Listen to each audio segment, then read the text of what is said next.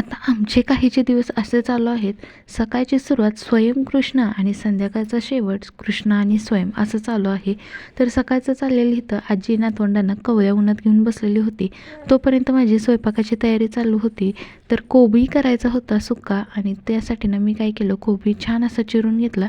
पण त्यात काहीतरी किडे वगैरे असून जातात किंवा खराब वगैरे लागलेलं असतं, म्हणून काय केलं, गरम पाणी गॅसवरती ठेवलं आणि ते पाण्यात ना तो चिरलेला कोबू टाकून ना स्वच्छ असं धुवून घेणार होते. आणि ते स्वच्छ धुवून घेतल्यानंतर ना मगच मी भाजी करणार होते. आणि इथं आमचा स्वयं बघा, 1 मिनिटभर शांत बसेल तो आमचा स्वयं कुठला, सारखं मम्मीच्या मागं नाही तर आजीच्या नाही तर आजोबांच्या मागं तर पाहिजेच.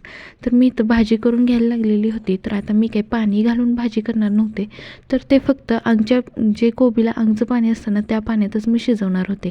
तर असा कोबी आमच्या घरात सगळ्यांनाच आवडतो. की तुम्ही कोबी कसा बनवता हे नक्की मला कमेंट करून सांगा. आणि व्हिडिओ आवडला असेल तर लाईक करा, शेअर करा आणि सबस्क्राईब करा. चलो बाय.